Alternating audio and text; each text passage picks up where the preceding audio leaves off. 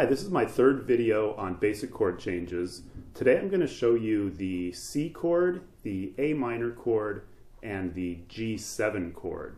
They're all chords in the key of C, and they all have a similar relationship in how they're fingered, so they make it pretty easy to get from one chord to another. So let's take a look at those.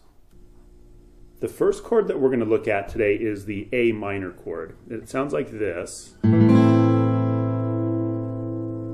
And what I'm doing is I'm putting the index finger on the second string first fret. My middle finger is on the fourth string second fret, and my ring finger is on the third string second fret. So this shape is really similar to an E chord. If I was to take all of these fingers and move them up one string, I'd have an E chord. And if you go back to my very first chord lesson, I was showing the E7 chord, which is this. Well, if I take that shape and just move it down one string each, that's an A minor 7 chord, and then I put this finger in right there, and that's the A minor chord. So a lot of the shapes in this chord you'll find in other chords, which make it a lot easier as you start learning more and more chords. You're going to find that certain shapes repeat themselves over various chords. So the A minor chord, there's not an awful lot that can go wrong with it as long as you're coming down straight into the strings, into the fretboard. Just watch that you're not muting the first string with your hand here. I've talked about that in other chords. It's really important that you get a little bit of arch this way, and usually adjusting the thumb is a pretty good way to just be able to get some clearance down here. So that right there is A minor. Now if I just lift my ring finger up and move it up to the fifth string third fret, that gives me a C major chord.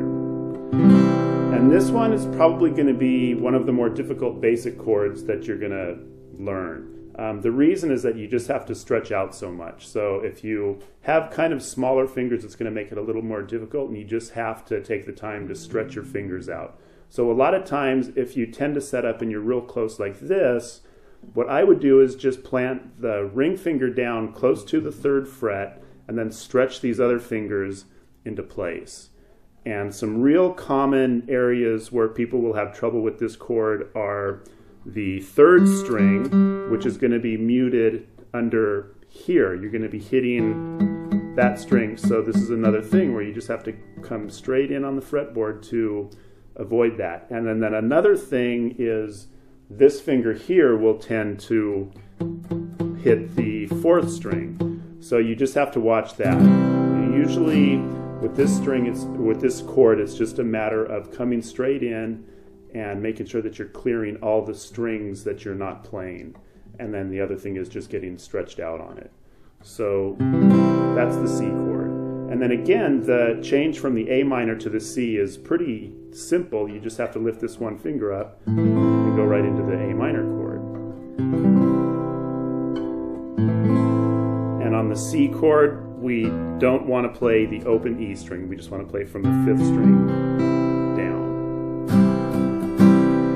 So that's C. And the last chord that I'm going to show in this particular lesson is the G7 chord. And the reason that I'm showing that one in combination with the C chord is that I can just basically take this shape and move all the fingers out one string. So I move these two fingers up to the fifth and sixth strings, and then I move my index finger down to the first string.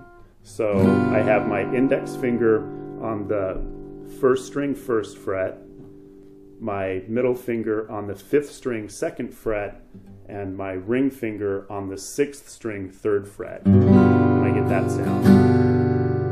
And this is another chord where you're going to have to stretch out quite a bit, so it can be a little bit difficult at first, and you're just going to have to work with it. And don't expect you to play it perfect right away. So just be patient, and it'll come around. So now that you have those three chords down, let's put them all together in a progression.